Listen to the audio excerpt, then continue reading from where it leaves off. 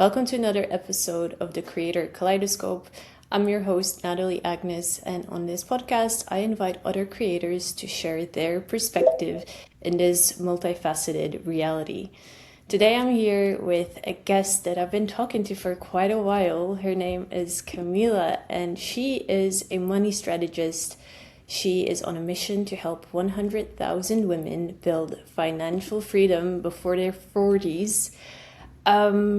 But I wanna give this space to Camila herself and let her introduce herself. And yeah, I'm really excited to hear what you're up to, Camila. Well, thank you for the invitation to start with. I'm very excited to be here. Yes, so I started my business around financial education for women because I realized on my own life that I had reached a certain level of success and that I was still stuck. And I was like, what is happening here? Something, why I reached what everyone calls success and I still cannot make decisions without checking my bank account, these tiny things that are a load in our minds all the time. And that's when I started to understand that actually, as a woman, I'm a few steps behind. But I was fortunate to have all my career in male dominated spaces. So I'm actually a doctor in chemistry. I just reconverted to financial education, going back to my previous job as an investment manager, where I helped over 200 startup founders in early stage raise investments. And as I was part of this male dominated space, I started investing myself very early. So I started investing, I was 22. And when I started looking for something that made sense for me in terms of what do I want to do with my life now that I realized that this version of success is not the version that corresponds to what I want, I realized that I had a lot of knowledge in this area because of my background that a lot of women were actually looking for. And I was like, wait a minute, I think I can do something here. And I started talking to people, and actually the reception of the information, like people are very excited to know that they had someone that they could trust working on this. So I had my first clients quite quickly. And from then, 1 year later, I quit my job and now I'm full time for 2 months. And it's very exciting. Awesome. So you made this switch from, I'd say, almost like corporate world into being self-employed. And I mean, that in itself, there's so much to say about that. But I mean, as a woman, I feel called to, first of all, express my gratitude for the work that you do, because talking about money in general, regardless of your gender, I feel is quite a sensitive topic. There's a lot of prejudice, but especially for women. Maybe I should have fact checked this before I hopped on this call with you, but it is actually surprising that women were not even allowed to have their bank accounts until pretty recently, right? I believe it's in the 50s or it might even be later. It depends on the country. I'm based in France right now. I'm Brazilian, but I'm based in France. In France was 1965 when women could See. open a bank account without their husbands for the first time. And for women, it's a very charged topic.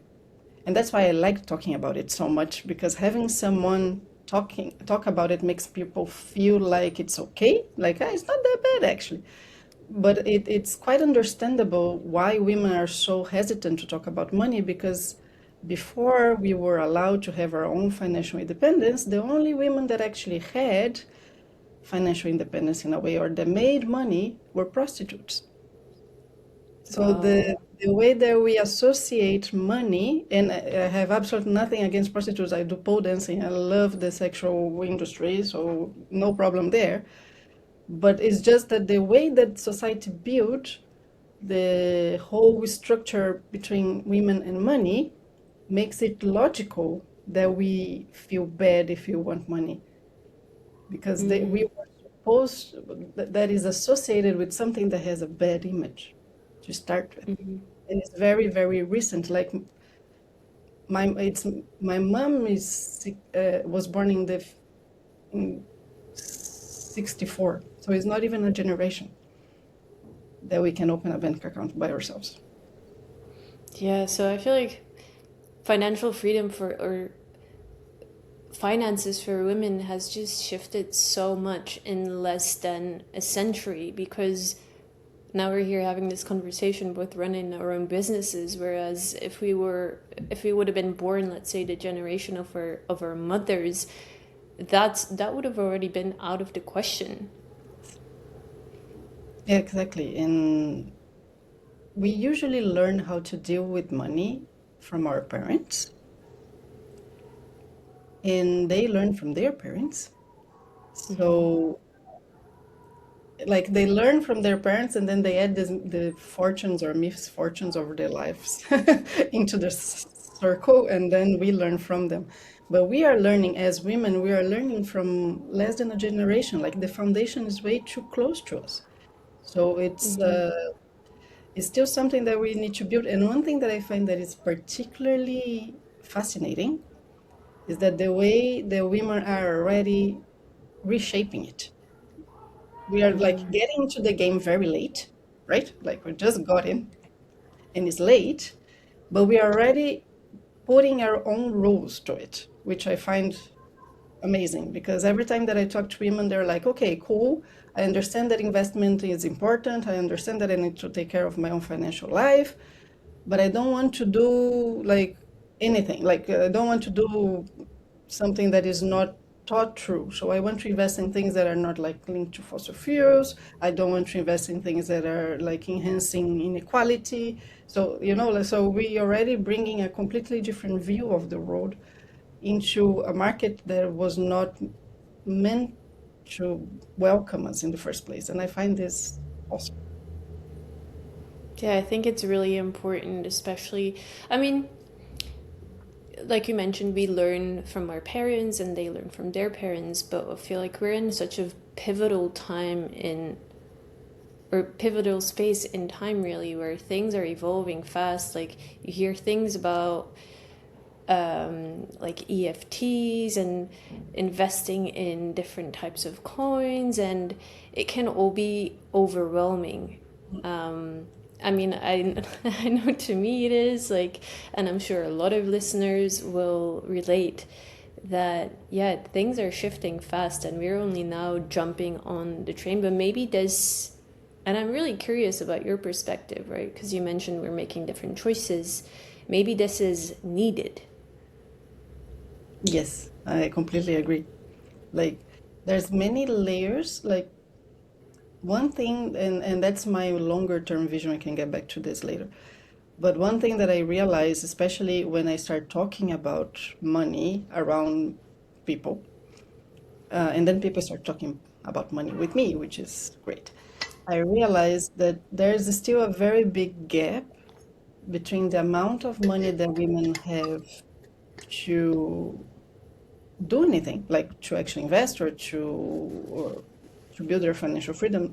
The gap is still quite considerable. Like I usually use myself as an example. I was talking to two friends, male friends, that are in the crypto space. And they were telling me and showing me the things that they are doing in the crypto space. And I was like, oh, that's very, very, very cool. Like, I love the crypto space. I think it's really revolutionary. And I was like, that's so cool. But then I realized that they had a much larger amount of money than I have to actually play on it. Like if we think of it as a game, it was like, I'm not entering this game in the same level as they are, and I'm ahead in a financial sense than most women that I know, because since I followed a very male-dominated career, so I came from science, then I went to tech and business, and then I came back to science. So like I always stayed in places where women were minorities, and I was quite well paid for it. And I was like, if I'm already up here and I cannot play this game, most people that I know won't be able to play this game either. like there's something very wrong with this structure. And that's something that I'm thinking longer term. It's like, how can I make women have more money in their hands? Because I think that's where things are going to change.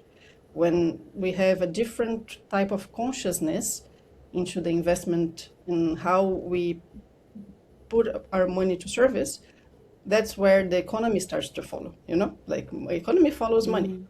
The money doesn't come to the hands of the people that are really um, trying to do something different. Nothing is going to change, right? So that's one of the things, like how do we make money flow to the hands of women? That's like my Mm. major question at the moment. Beautiful. There's a couple questions running around in my mind now, but I guess let's just start at the start. You said one of the things you do is, or one of the things you talk about is how can you get more money into the hands of women? And I guess from there on, how, setting a goal like financial freedom is huge. Mhm. So once there's more money in the hands of women, how does one go about building financial freedom? Yeah, there's many ways to do it. Of course, investing is one of the like most the lowest hanging fruit in a way of how to build financial freedom if you have money already. But that's thinking like long term. So if you want to structure a good base for your wealth, the first thing that I would say is always good to have the peace of mind fund. I don't like to call it emergency fund because it gives an idea that we can only spend when it's like a complete disaster. I was like, no, it's peace of mind. Mm. You know that you can leave a bad job if you need to. You know that you can leave a bad relationship if you need to. You know that you can move apartments if you need to. So for me, it's the peace of mind fund, and it should go from 3 to 6 months of expenses. Just depends on how your peace of mind works. So if you need more money to feel good, then you put 6 months. If you're okay with less, you put 3 months, and then. But it's literally the money that allows you to sleep at night without any worries. That would be the first number one. And then we start building our actual portfolio. I'm very lazy. I like to say I'm a lazy person.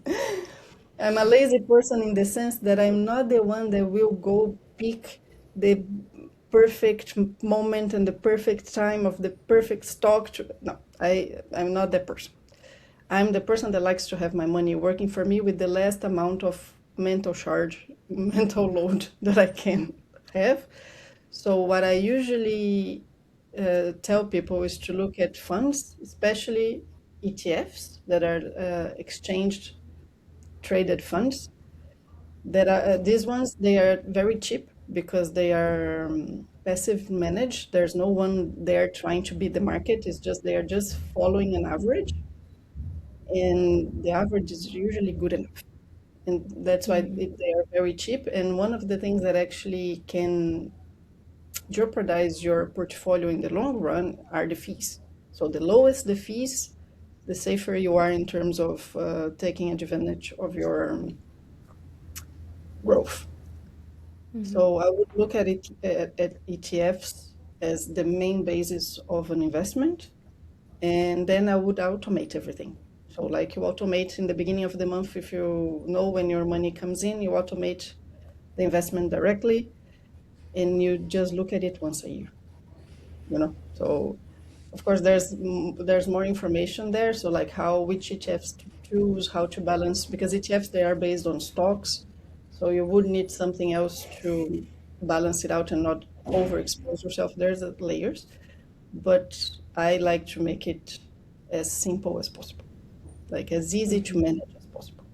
I'm not the one that is trying to beat the market, not at all. I'm trying to follow it, and I'm happy with it. And so that's one of the ways you can build financial freedom. But I mean, maybe I should have asked this question before. Like, how would you define financial freedom? That's a very Because, good. like, let's say right? I want to buy a farm at one point in my life, but I also want to be able to travel. Like, at what point Okay, would I be able to consider myself financially free? that's a very good question. So I define it, that's my definition. I do a different definition for financial independence and financial freedom. Financial independence for me is not relying on anyone to pay your bills. So anyone as in a person. So you don't depend on anyone, your income pays your bills. Financial freedom is not relying on an income to pay your bills. So on a Okay. paycheck, in a way. So with that in mind, I usually like to make a small exercise. There's different ways to do it, but how do you know how much money you need not to depend on a paycheck? If we think about retirement, because it's usually how far we are, let's say, doesn't need to be that long in time, but just to give you an idea, you can think of the amount of money you need to live comfortably for a year. Let's say 50,000 euros. Then you multiply that, no, you divide that by 4%. It's usually around €1 million. That calculation. So to be financially free and be able to withdraw 50 euros per year, you will need about a million years invested. Okay. It's a rough rule of thumb type of estimation, just to give it. That's why I usually joke with all my clients that we all need to be millionaires. At some I point, agree with that statement. we all need to be millionaires. It's very funny because they usually was like, oh, I never thought myself as a millionaire. I was like, yes, you need to be a millionaire. I'm sorry to break it to you. They usually take it as a bad news, not a good one. I was like, it's a good news. We all need to be millionaires at some point. Yeah. There's a lot of like even um just hearing that, or I've journaled about this in the past as well. You know, doing some rough calculations and coming to that conclusion like, okay, if I want to pull this off, I'm gonna have to become a millionaire somehow. Um, but even there, and I guess now this is from my context growing up, but there was so much prejudice and so much negativity around people who had a lot of money. And Mhm. for me, like I've already shifted a lot of limiting beliefs around this, having run my business for the past 4 years. But yeah, that is some serious inner work, right? And I know you told me before we hopped on this call that you're getting certified in financial trauma. Is that right? Yeah. No, I completely understand because I had to do a lot of inner work as well to break my own limiting beliefs around making money because I come from Brazil and the inequality in Brazil is just staggering. And at some point, I realized that part of me believed that if I made money, like real money, I was preventing someone else that deserved more money than I did back in Brazil. And it's actually not true, especially in today's economy that governments can print money as they want. Money is quite endless right now. It's just not very well distributed. That's why I like Mm. crypto so much, because it's a bit less concentrated. But the idea is that we all grow up hearing stories that we internalize. And there are many different sources of potential trauma, especially related to money in today's society. I also usually joke with my clients that we are all traumatized. They usually don't see themselves as traumatized people. It's like, I'm sorry to break it to you, but we are all traumatized. When it comes Mhm. money, we are all traumatized. Because even if we're not, if we have not grown up on a scarcity mindset, we came from a well-off family, the fact that our grandmas had no financial independence was already a source of trauma because there's something that is called intergenerational trauma. So like it passes along and it takes at least 4 generations for it to clear up. So we are carrying someone else's trauma if we're not traumatized ourselves yet. But in today's society, it's very common, especially as women, that we experience many sources of abuse related to money, even like being poorly paid or being afraid of losing a job if you get pregnant. There's many layers, uh, besides the fact that only prostitutes made money before. So there's also this layer that was like, ah, if I want money, it means that I'm a bad person. No, I usually say to them, I do a quick exercise that I ask someone like, is this pen good or bad? It's a good pen. I mean, I don't know. I haven't tried it. And I say that the pen is just a tool. It can sign war treaties, it can sign peace treaties, and it's the same for money. Like I can use my money to redistribute wealth and to help other women. I can use money to exploit other people. Like who holds money holds power. But holding power is not necessarily a bad thing depending on who holds it. So that these are all stories that we tell ourselves that blocks us from actually thriving, that are inherited through a society that traumatizes us in the economical sense, and then we arrive to adulthood not knowing what went wrong. And it's not that something necessarily went wrong with you as a person, but you are carrying a lot of things that if you don't make it conscious, will keep making you feel stuck.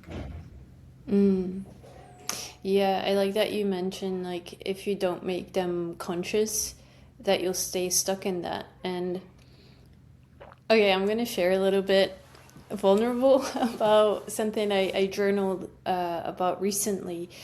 It's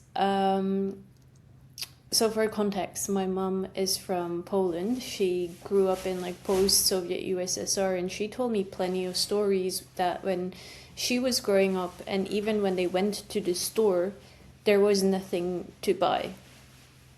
And then, my grandma had it even worse in the generations before, and I noticed this pattern in myself, where once I make a certain amount of money, I'm so scared that I'm gonna run out or lose it that I somehow find ways to spend it all before it even gets to that point.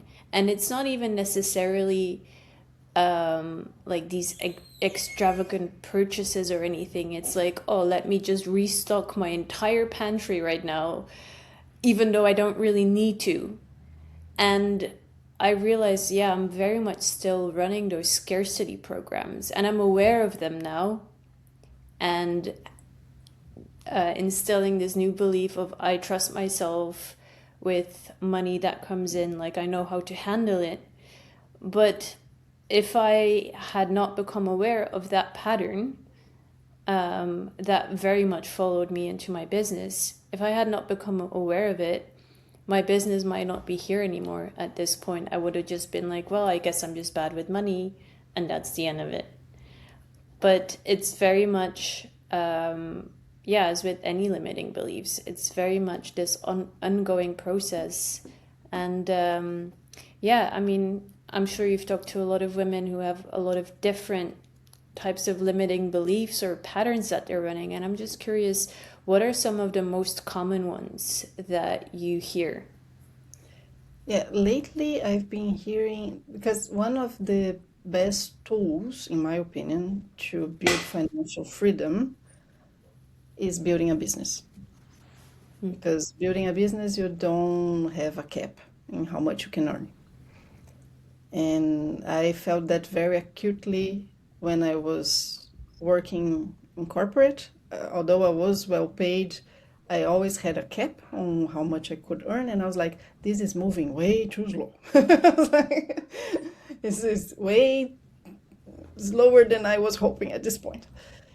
So I made that realization that if I wanted to really change my life and if I really wanted to build freedom, and I talk a lot about financial freedom, but I'm actually looking in a more holistic way that I want geographical, financial, and relational freedom. So I was like, if I want to build that in my life, this is going to take too long here. So I need to do something. And that's when the business building came out of the conception into something real. And that's a realization that some of my clients also have. They're like, I see. But the problem is that they don't see themselves as business people. That's not me. And I was like, that the caretaker of your grandma is also an entrepreneur. It's not, you don't need to be a Silicon Valley crazy person to be an entrepreneur. That's not, that's the picture that they paint, but it's not the whole story. So that's one of the biggest reframings that I'm been working with my clients at the moment. And I see it is very interesting actually. I see some of them that are already business owners that still have a lot of limiting beliefs around money. So they cannot grow their businesses because they're auto-sabotaging. And I was like, no, please. I was like, let's work on this. So it's very interesting to see when they realize. I was like, so that's how it works. And one thing that you mentioned, that you made it conscious and you managed to change it, that's very nice, because there's a period between making it conscious and actually changing it that is very difficult. Because it's the moment that you know that you're doing something wrong and you still see yourself doing wrong. It's not necessarily wrong, but you see the pattern, you identify it, you see what you need to do, and you see that you're doing the other thing still. And that's the most frustrating place to be ever.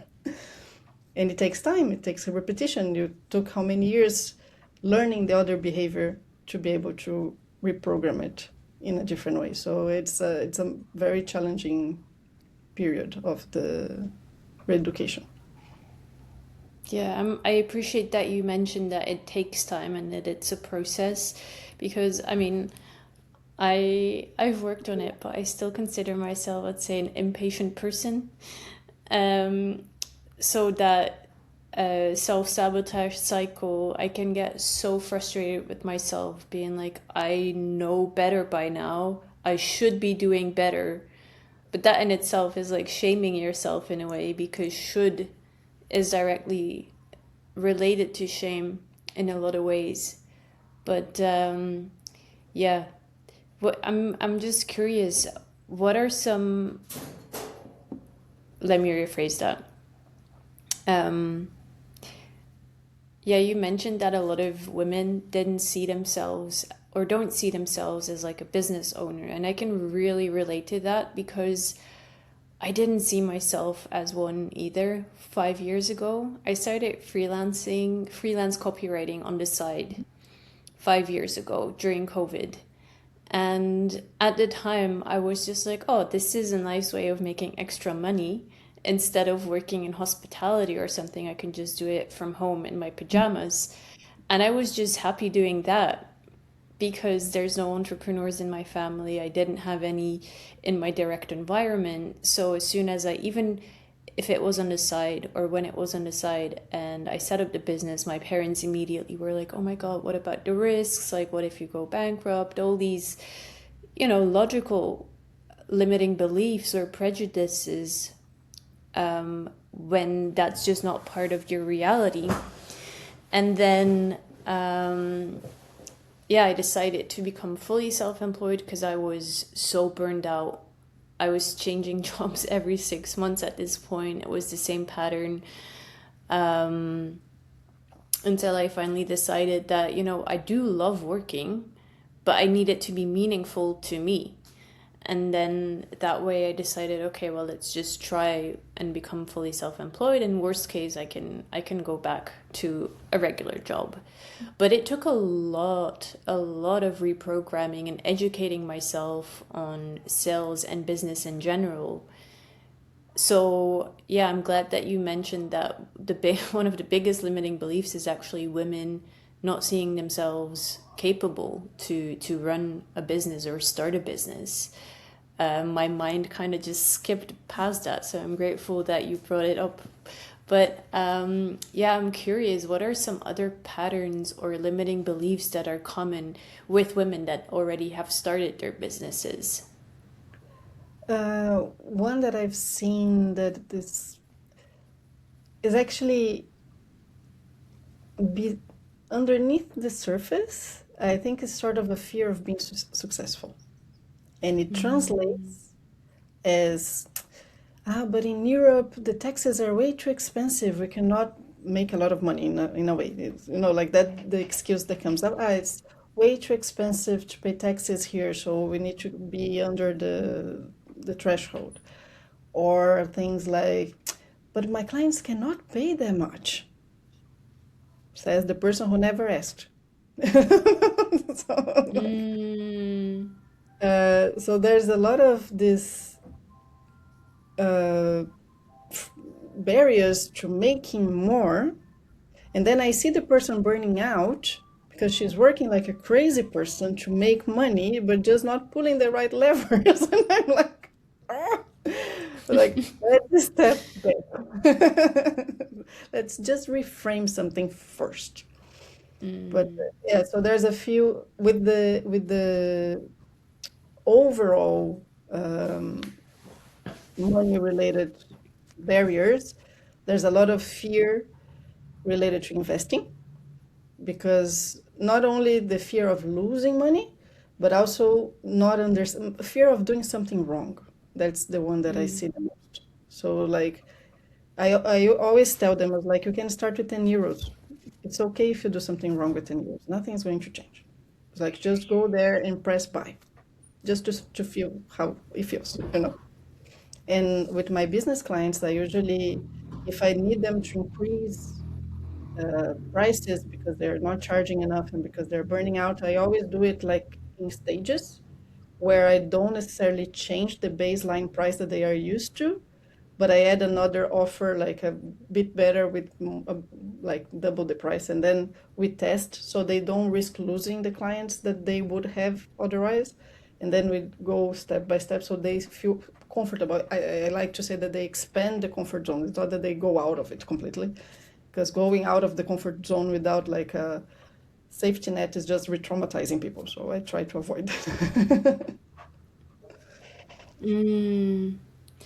Yeah, I like that you slowly implement it and be like, okay, you can start with 10 euros or $10 instead of just going all in right away, because I can imagine that would, even just thinking about that, like, makes me feel really tense and nervous.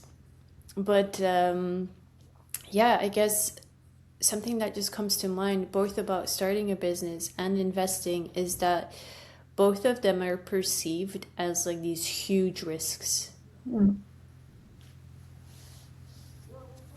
It is, yeah. They are, but people usually don't take into account the risk of not doing it, which is usually much larger than the risk of Yeah. doing it. I can completely relate to that because when I started investing in Brazil when I was 22, and I was quite comfortable with the Brazilian market.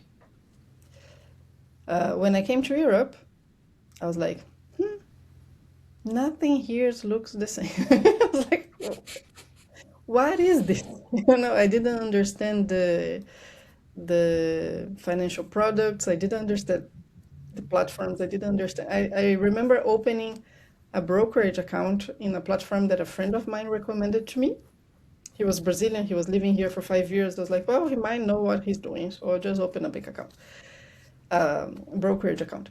It took me 2 years to invest something in that. Like it just stayed there in my phone, useless for 2 years without any money inside because I could not. Every time that I was there to press buy, I was like, and no, maybe later. Mm.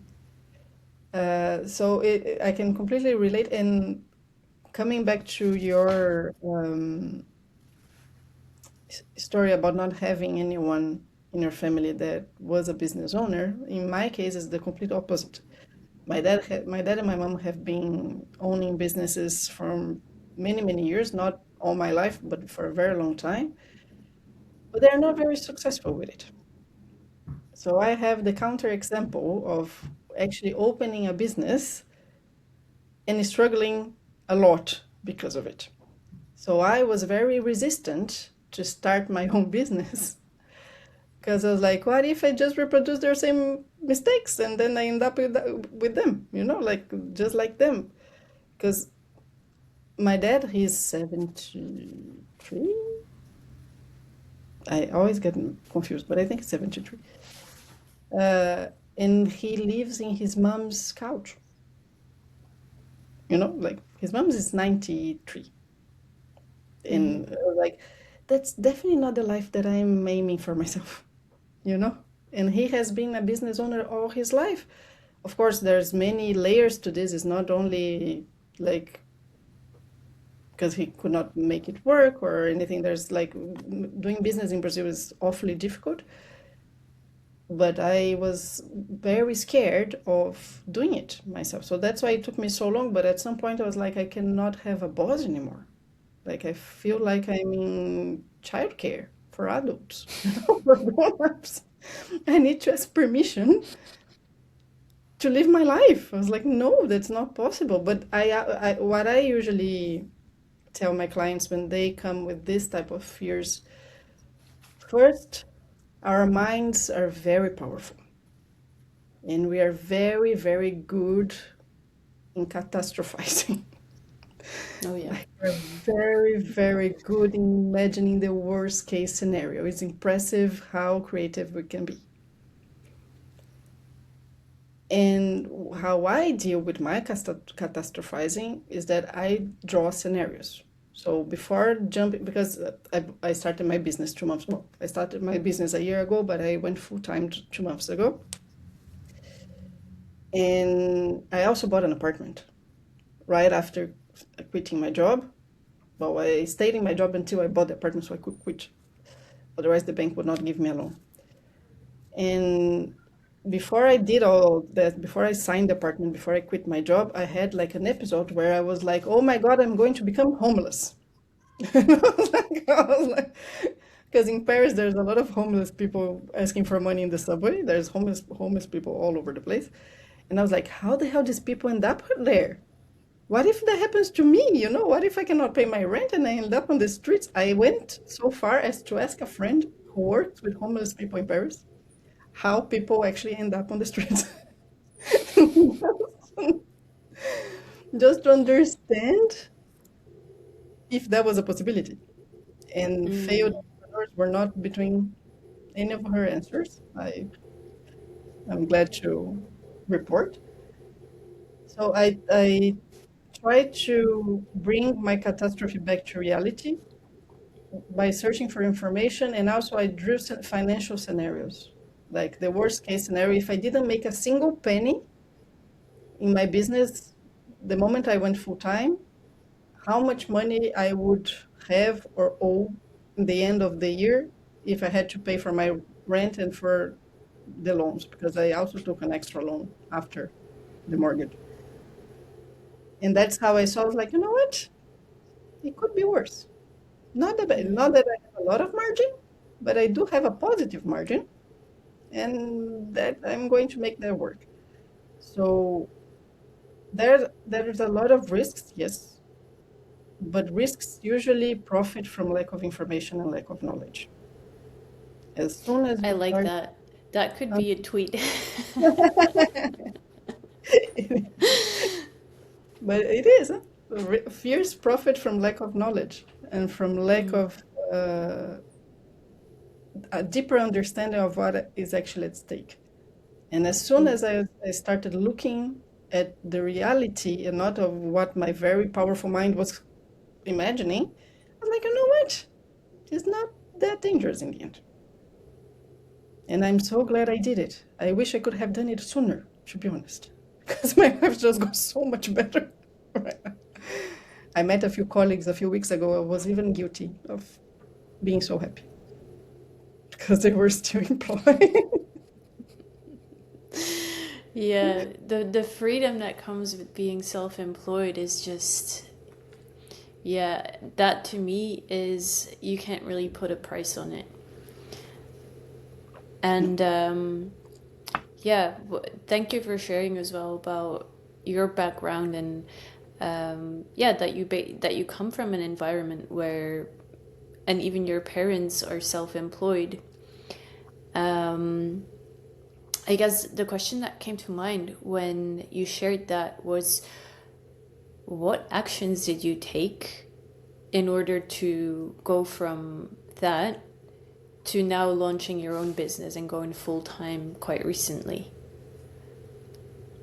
From can you just re-say because it's Sure. it Um, so my question is, having had or having seen your parents struggle in their businesses, yet knowing, okay, business is the only or like the fastest way to get me to financial freedom.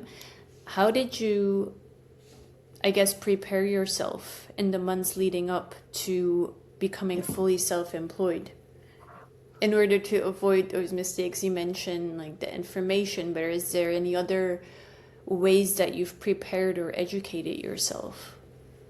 yeah, I actually did a lot last year uh, to make the leap less unstable. I won't say less frightening because it was still a bit, it was as exciting as it was frightening. It's usually how it is. But last year was the year that I invested on myself the most. So I started with a mastermind to learn how to build online businesses. I had started a business before, a side business. I'm also a dancer, so I give dance classes here in Paris, and I got involved in a structure that brought Brazilian artists from the dancing community in Brazil to tour in Europe. And eventually, I became an associate, like a business partner of the structure, because it was not very formal at the moment when they invited me in. It was very like informal, and then I came in to structure it, and we opened the company in Estonia, and I did it on the side of my business, of my work, of my job. And that was an experience that showed me what I actually wanted or didn't want as a business owner, a potential business owner, because it was very stressful. We were a team of 5. I had people depending on me all the time. It was very capital intensive, not very lucrative in a way. So at some point, I'm like, I don't want to do this anymore. And I also had a lot of friends building businesses in Brazil with investors, with big teams, with like, I have a friend that opened a university in Brazil, like that was recognized by the government. So like people doing huge things with huge amounts of money, huge amount of stress as well. And I'm like, no, that's not exactly what I want. And I had the experience myself, and I'm like, no. If I want to build, if it's a business like this, I will stay employed because it's a bit more or less the same. Like I'm also giving people a lot of like information about what I'm doing, what I can do, I cannot do. Like that's not what I want. And eventually, I started finding people online that were building businesses that made more sense. So solo entrepreneurs, they had a lot of autonomy, they could work from anywhere, they had the geographical freedom that I'm looking for as well. So I would join a mastermind with someone that would help me learn this business model that I didn't know.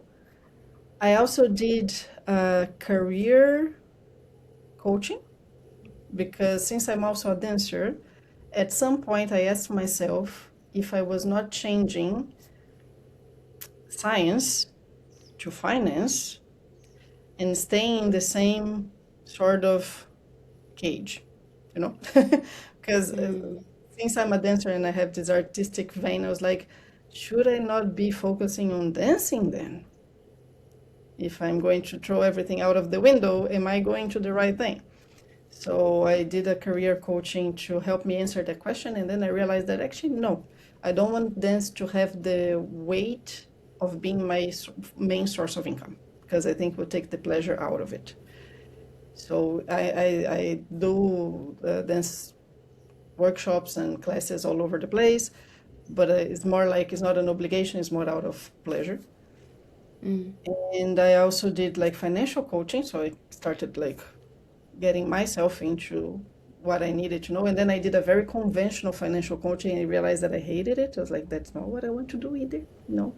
This thing of budgeting and counting how many coffees I drink. Oh, I don't drink coffee, how many tea I drink per day.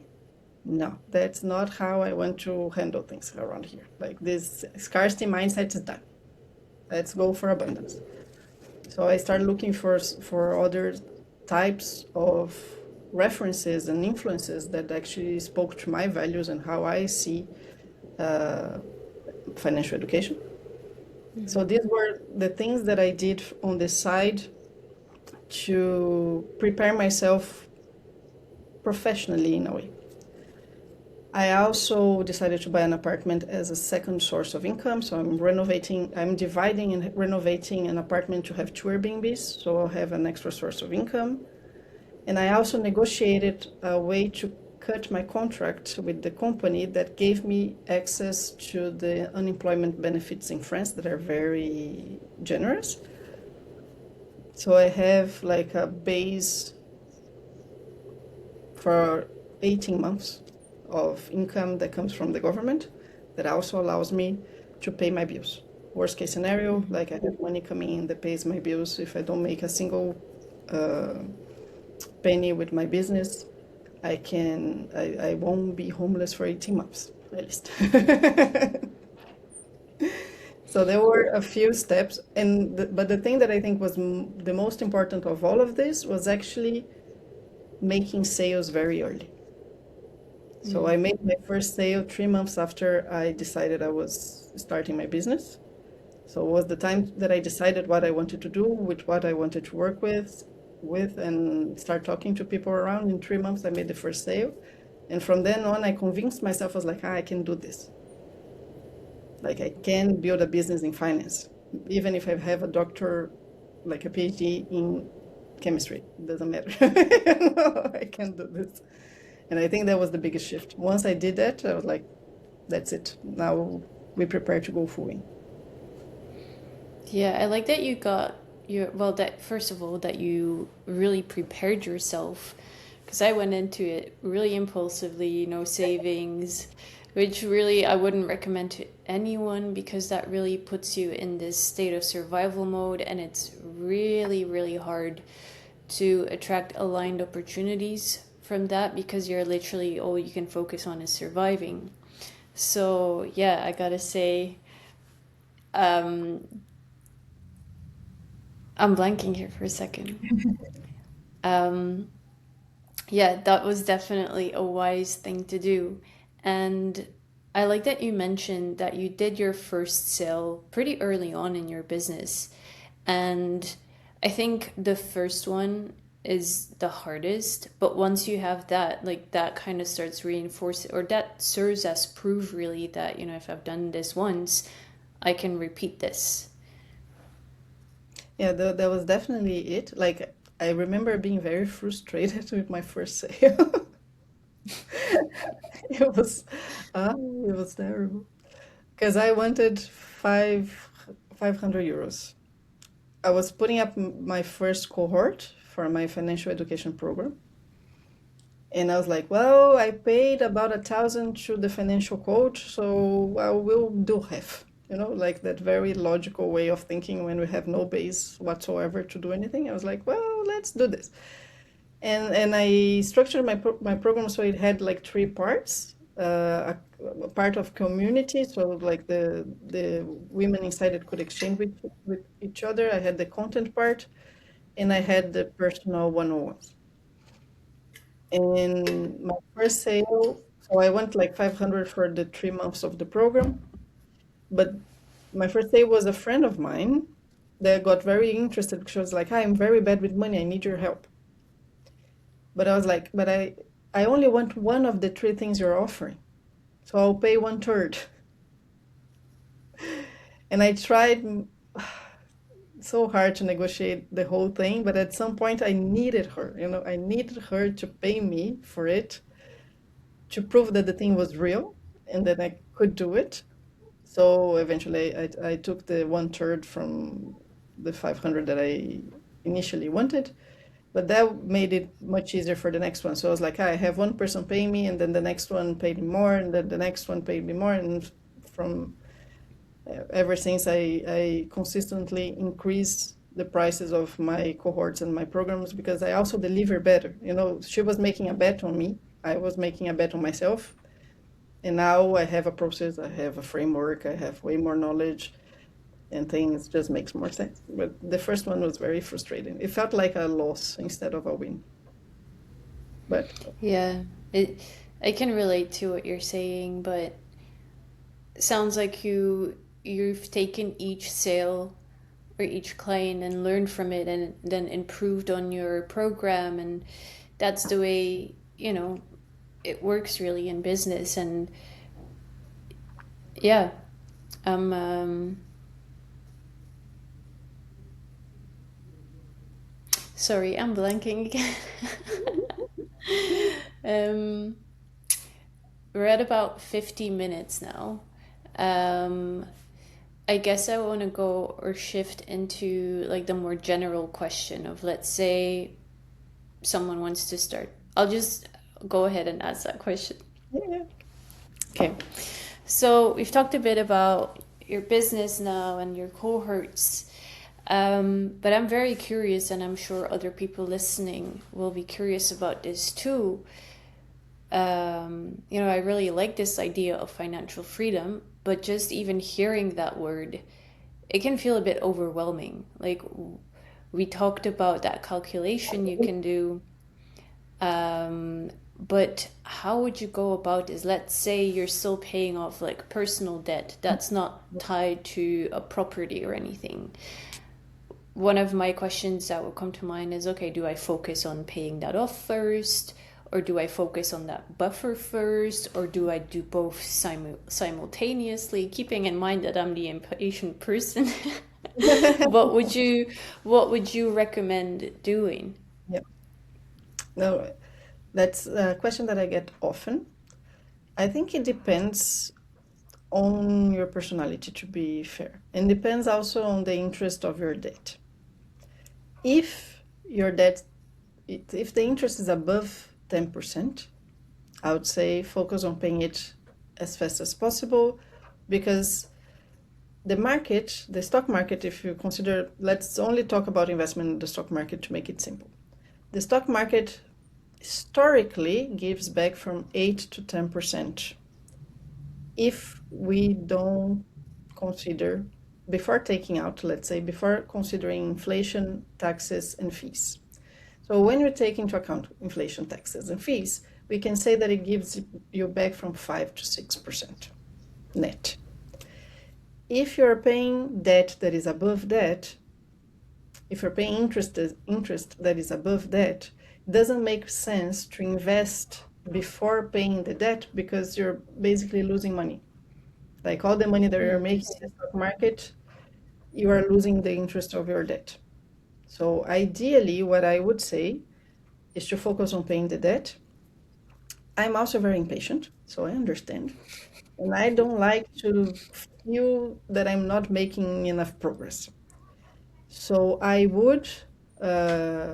have nothing against doing things in parallel, but what I would do, I would focus on building the peace of mind fund while paying the debt, because once those are, if one of those get full first, so either you pay the debt entirely or you get your 6 months, 3 to 6 months of funds on the side, then you can revert that money to something else. Or either you pay the debt faster or you start investing in the stock market. But at least you feel like you're making progress in parallel in two areas.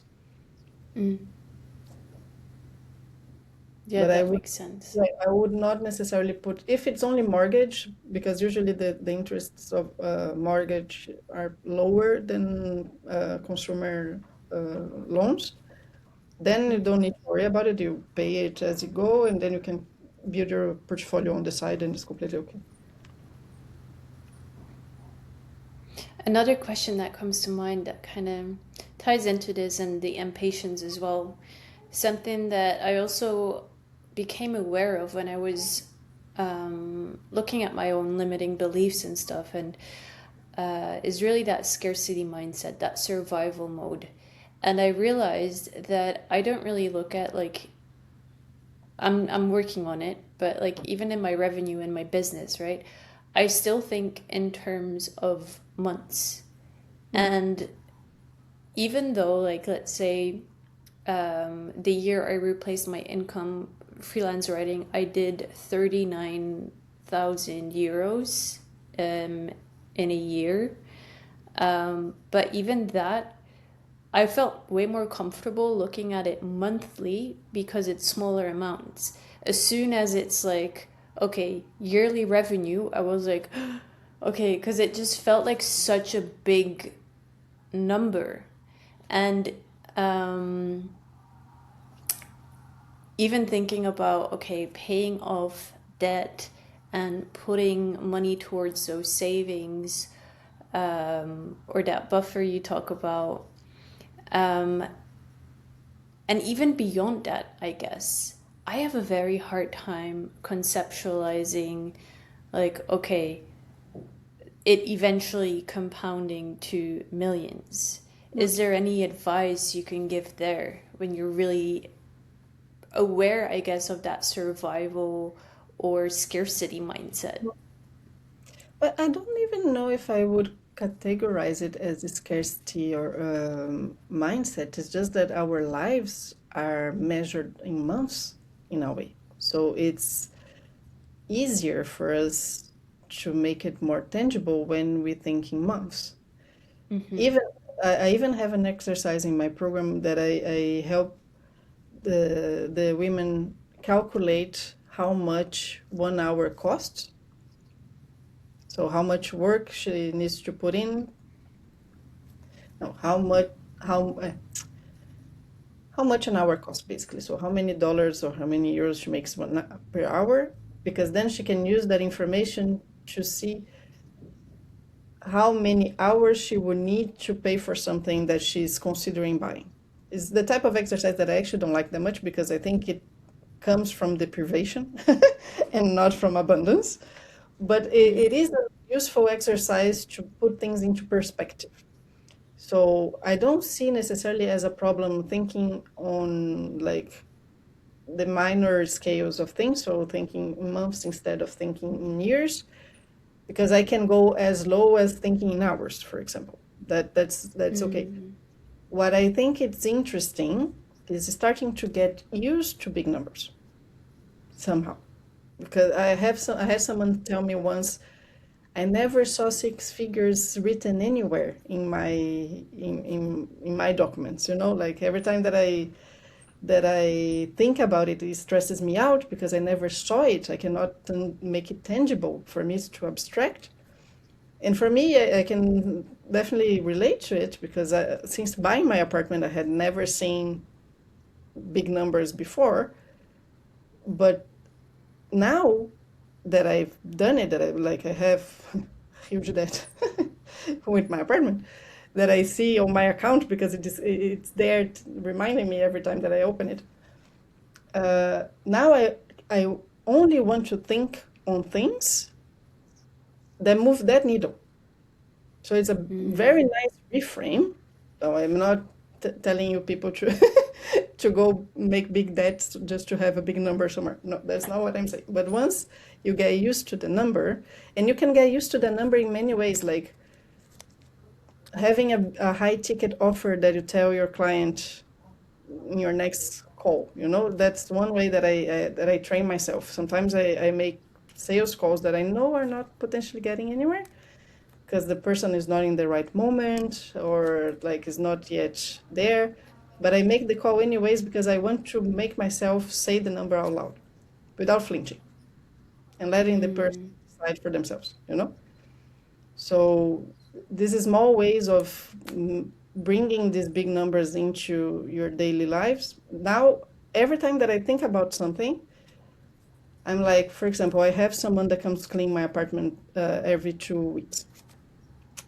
And part of me feels very guilty for having that, for paying someone to do it because I live in a 23 square meter apartment.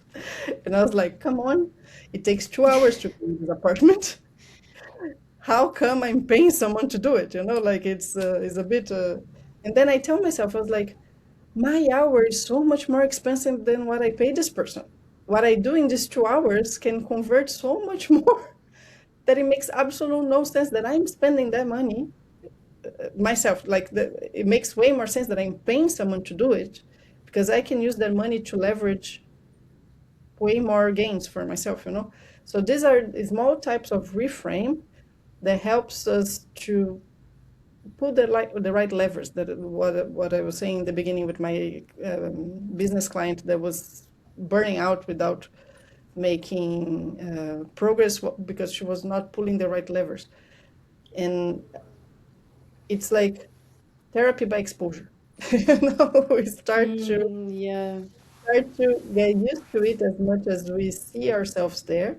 If there's always the very useful exercise of writing your perfect day in 6 months or writing your this type of exercise, but then you go there and write down that in 6 months you want to have $100,000 whatever in your account, and write the number down and get used to it and get used to saying the number out loud and get used to picturing Mm. yourself with that because that's one of my goals. I want in 2 years I have debt to pay, so I have the part of the down payment of my apartment that I need to pay back, and I also got an extra loan with the bank that got me the mortgage to pay for my business coach.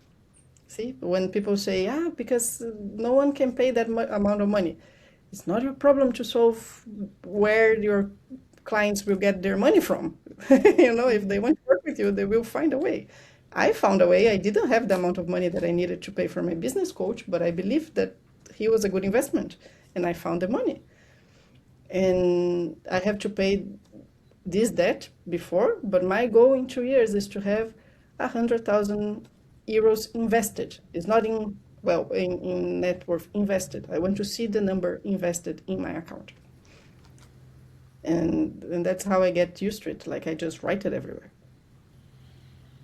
I'm definitely going to take this piece of advice and start applying it into my own life because I mean this is like silly, but I mean it's not silly. I love Pinterest. I love mood boarding. I love vision boarding, and I have done it on occasion where I will take like let's say a screenshot of of sorry, not Pinterest. I'll take a screenshot or I find a screenshot Mhm. on Pinterest of like a bank account with a big amount of money in it, which even like big amount of money, it can be different to everyone, right? When I first started ghostwriting, I thought, or this is way back, but when I first started copywriting, I thought charging 50 euros was a lot. And then I went on to charging 500 for a project. And then there's been instances where I got to charge 5,000 for a project. So like it constantly expands. But now talking to you, I realize that, yeah, if we really want to get or become millionaires at one point, it is really important to expose yourself to that number. So I'm gonna start applying that Yeah, and no, writing it on post-its and stuff. it's great. It's a great way. Like therapy by exposure. One thing that I told one of my clients once, because she's dyslexic, so she has trouble with big numbers. She has a very Mm, hard time actually reading and trusting herself that she's reading big numbers right because she's dyslexic. So it's normal. So I told her, I was like, try to use, in this case, try to use the letters that helps us define the big numbers. So like 100K or 1 million, 1M, like try to use the big letters if that's something that can help you feel more comfortable. mm, And for example, I have a hard time when, especially because like English is not my first language, French is not my first language. So every time that someone tells me a number out loud, I ask them to write it down mm, because I trust myself reading way more than I trust myself hearing. And I was like, it is what it is, I won't shame myself because of it. Like, I need to be sure that I understand what you're telling me and to be sure that I need to see it written down. And we use the tools that we need, and there's no shame in mm. it. Beautiful. I um I wanted to touch on your dancing career briefly while we're at it. And specifically, how important do you think it is, apart from, building your business and setting these goals and working towards your financial future and really building that secure future for yourself as a woman? But apart from that, how important or how much importance do you put on lifestyle design? Let's say, with these dance classes, I know you teach them multiple times a week. And I don't want to be making any assumptions here, but from the way I've heard you speak about it, I assume that you want to keep dancing for the rest of your life. So Yeah, I'm I'm really happy. curious about the importance of the lifestyle design and the hobbies and things that don't necessarily bring I you cannot see it. financial gain. It's upside down, but I actually have the dance tattooed on my forearm. Beautiful. It's upside down, I cannot see it. But 100%, like lifestyle design is one of the reasons why I decided to quit my job, just because I could not do it in my on my job. And I definitely, I once I realized that I had old age upgrade when I went to a pole dancing competition and I saw 60 plus people doing pole dance, competing at pole and doing like incredibly beautiful performances. I was like, that's who I want to be right there. That's like my new definition of success is being able to pole dance over 60. So that's like my life goal. And that was actually lifestyle design was definitely the thing that made the shift for me, being not being able to have the life that felt right for me and having actually not be having to ask permission to have the life that made sense to me Mm, was just exhausting. So once, I have a partner in Australia, and I went to visit him beginning of no end of 2024, beginning 2025. And there's a 10-hour difference between Paris and Australia in summer. Summer there, winter here. And so my colleagues started working at 6 p.m. Australian time, and I had the full day for myself. So, and I told my boss at the time that I was going to work during the day and I would be on call in the evenings because my partner worked as well. So we only saw each other at night. So I was like, I won't be glued to my computer the only moment that I have with him, but I will be on call if you need anything, let me know. But what ended up happening was that he woke up early to go to work. So I woke up with him, we had breakfast, he left, and I went to do pole dancing in the mornings because in Australia everything starts early. So 7 a.m. they had pole dancing already. I found it awesome. So I went to do pole dancing in the mornings. I came back to his place that was 5 minutes from the beach, and I went to the beach. Then I passed by the gym, and then I came home and started working at 2 p.m. in the afternoon. Then I worked from 2 to 6 until he got home, and then I stayed with him and was on call for work. And I was like, why life cannot be like this? Why it has to be so much different? And that's when it started clicking. I was like, there's something that is very wrong. I came back on the 18th of January. I started the mastermind on the 25th. And that's when my whole life started to change. I started posting on LinkedIn on the 25th of January. I haven't stopped since, and I built a full business out of it. But that was it. Like, I want a life that allows me to dance more. I want a life where I don't have to choose between going dancing or being at work. Like now I do pole dancing at noon here. Like it's just there's my I don't give classes in pole dancing. It's just pole dance is really for myself. I want to compete. Is one of my goals this year is to compete. But I give dance classes in forró. Forró is a Brazilian ballroom dance. And there's a lot of festivals. There's over 60 festivals in Europe. Almost every weekend there's a festival. And for 2 years, I traveled almost every month to a different country for a festival. Since I bought last year was not true because I was transitioning this year. I have my apartment renovating, so it's not, but like I want to go back to the festivals. And for 2 years, I went very, very often, and I always had to negotiate either get days off to travel and come back, or buy tickets that were very expensive because it was like Friday night and Monday morning, like the tickets that everyone wants. Or negotiate like home office on Fridays and Mondays, and then my boss was like, "Hey, but it looks bad to other people because it looks like you're taking advantage of your weekend." It's like I don't fucking care what other people think. I work, you know. And so that was a big reason of my life change was dancing, was to be able to dance more in the end. So for me, it's 100% connected. Yeah, it's beautiful because, I mean, what's the point of having the freedom if you don't know what you're going to do with it, right? And I think you can guide people in, building the business and giving advice on investing and debt and all these things.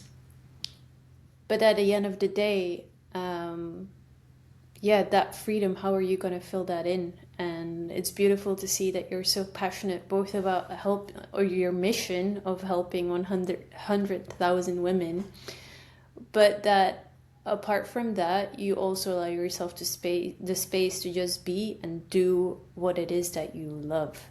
And I don't think I touched on this earlier when you mentioned it, but a lot of people want to make a living out of their passion, right?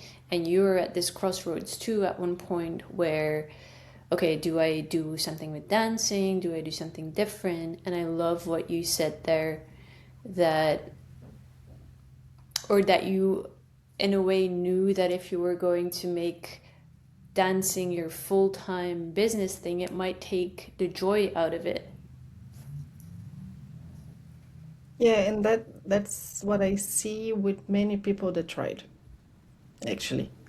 Like I know a lot of dance teachers, um, and I just realized that their life is not the life that I actually want because they are bound to travel. I love traveling, but I love traveling when I want to travel, like with my conditions, and not because I need to. In my work, in my job, I was like sort of the marketing director, so I did all the conferences. And I travel like crazy for work. And at some point, it just lost the fun of it, because it messed my routine. I am very diligent with my eating habits, with my exercising, with my sleep. And when you travel, you just don't have the luxury of doing all that, especially if you're doing it for work based on other people's needs and wants. And I was like, that's not freedom. It's not because I'm traveling, it's not because I'm not at home that I'm free. No, that's not it. Freedom is me choosing when I want to go. So if someone invites me, like this morning I was discussing with someone that might invite me to give dance classes in New York. I was like, ah, are you up to it? I was like, right now, yes. Like it depends on the time, it depends on how long, it depends on many things, but for the moment, yes. And that's me saying yes to a proposition, not like I need to go because I need the money. I need to go because I don't have the choice of staying because I need to make money. I was like, no, maybe it doesn't make sense and I won't go. If there's something else going on here. I was talking to a friend these days and she was like, I hate the selling part because I hate handling the objections of people. And I I can understand. Like there's a few objections that you see that the person just wants convincing. They are trying to convince themselves and they're asking for your help. But there's a few objections that I'm like, honestly, I want to work with people that want to work with me. If you don't want to work with me, that's your problem. Like and she was like, I wish I were in this position that I could say no. And I know that for many, like I'm in a very comfortable position right now because I gave myself the time to build this. And I have 18 months, so maybe in 18 months I won't be saying the same. I hope that is not the case. I hope that the progression keeps going upwards. But I want to keep in this position where money is not the decision maker of my life. And that's for me is financial freedom. I think that's a beautiful conclusion of everything that we've talked to, and just something, because I always love having conversations with women, especially within the creator space. It's something that I feel, and I'm curious about your thoughts, but this as well can be a heavily male-dominated industry. And I mean, we talked about this in the beginning, how it's only in recent years, quite recently, that women can have their own bank accounts without their husbands co-signing, let alone starting businesses. And this is something I've thought about a lot, is I'm the first woman in my lineage that can literally build life on her terms. There was a point where I thought, I was in a relationship and I thought I was going to marry this guy, and then it didn't work out. But I still had the business. I started my business to go live with him abroad because I was like, well, I have the skill of copywriting. I have made money from this, so I guess I can do this full time. And he was working for his family's company, so it made more sense for me to go there. That's how I ended up with the business.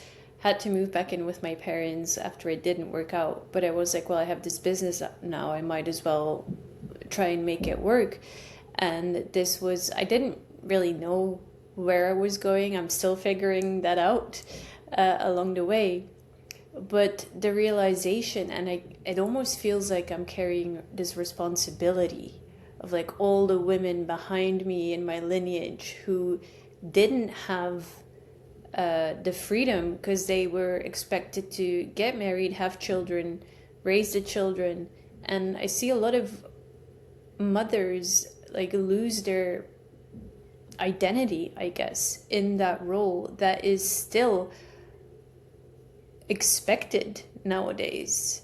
Sure, things are changing, but generally speaking, that is still what is expected from women a lot of the time. So yeah, I just wanted to take some time to appreciate what you're doing, what we're doing here, to show the women in the future, or the girls being raised now, like there is so many ways that you can live your life and you actually get to have a say in it. Definitely, and I agree with you that it's very male dominated. Like the internet is very male dominated in a way. At least people that are visible on the internet are very on the male side. Uh, and I do think the one thing that is not spoken about often enough is that we actually can create it as we want it, not as they think we should. Because that's one of the biggest complaints that I hear from women making, being part of the same mastermind that I'm in, that is very bro oriented, like very high agency, high urgency, speed, speed, speed, blah, blah, blah, and like overwhelm all over the place. I was like, calm down, Mm, don't need to do it like that. I yes. Since I've been raised in a male dominated space, I go along with that very well. So it works for me. I don't feel overwhelmed. Like I feel I'm in my natural space because but I know that is not true for most people. And I don't think it needs to be true for everyone. And that's why I think we need to occupy more spaces so people have space to breathe and do Mm, things as they think they should. Like find help, find directions, find someone that inspires you to keep you on track if you need to, but you don't need to create fake urgency just because someone told you so. mm. It's like, Yeah, I like that.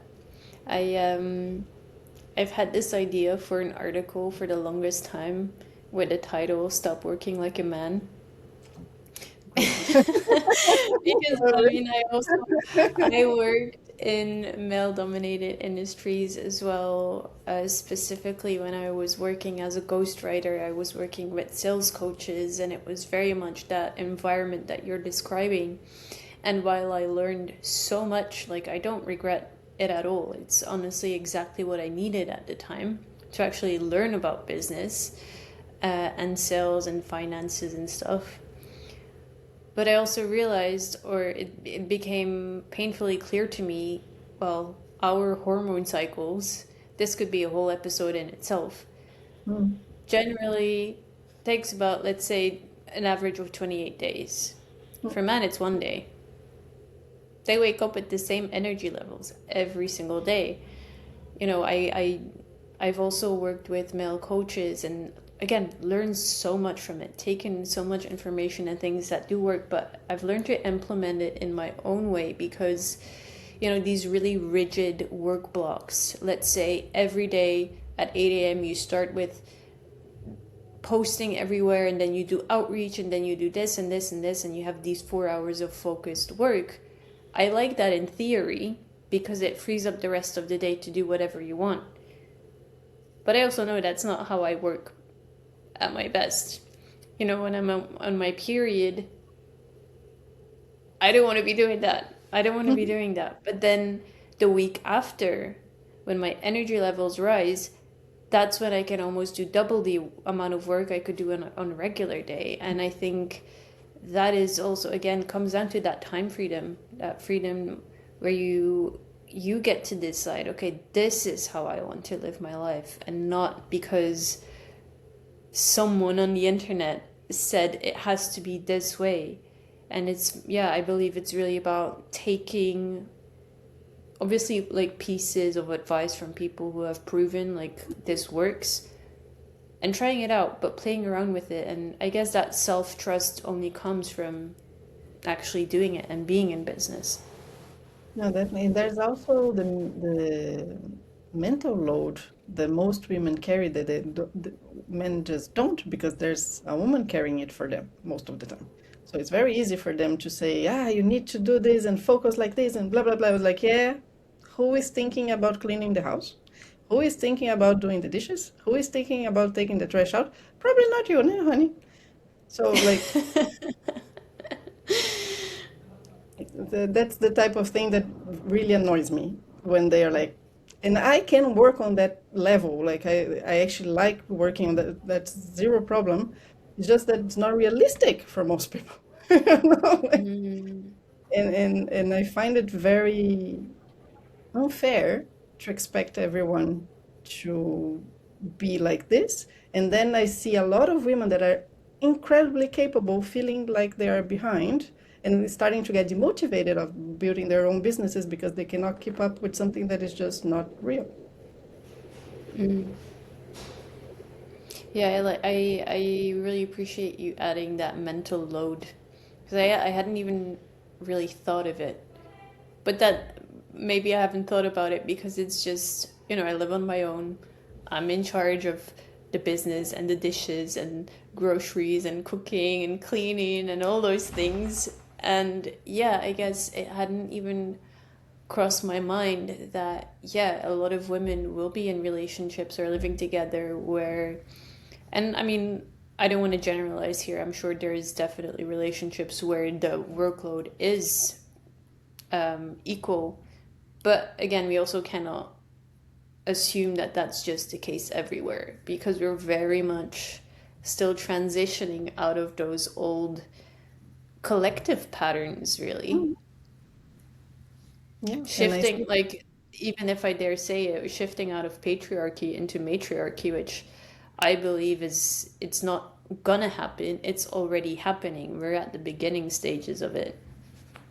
Yeah, I also live by myself. I also take care of everything. I don't have anyone depending on me or, but I have a lot of clients that do.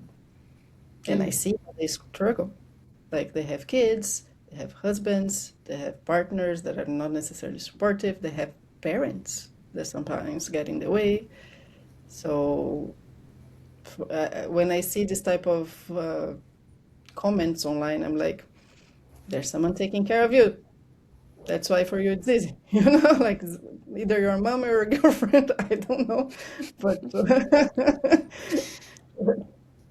be grateful at least, you know. Mm. Yeah, I think that's definitely an important distinction to make and even to raise awareness on because a lot I mean like I said, I didn't even really think about that. Hmm. All right, Camilla. We have come to the end of this podcast, but I wanted to ask you before we sign off, is there any message you would like to share, any burning desires that you just want to get out there on the internet? No, I just want to tell every woman listening to this that the financial system was designed to keep you out. That's why it seems hard, but it's not harder than anything else you have ever learned. So just give yourself a chance to build your own financial freedom. Beautiful. Where can people find you? What platforms are you most active on? I'll make sure to link them. I'm most active on LinkedIn, so it's Camila Better PhD. I also have a Twitter account, X account, underscore Mila, and Instagram, Camila Better PhD as well. These are the Perfect. and Substack. You can find me on my newsletter, Ditching the Faults. I will make sure Also, to link everything wherever people are watching or listening. I'll make sure to link you everywhere. And yeah, I just wanted to thank you for making time to come on this podcast, for sharing your wisdom. And thanks for listening. See you in the next one. thank you so much for inviting me.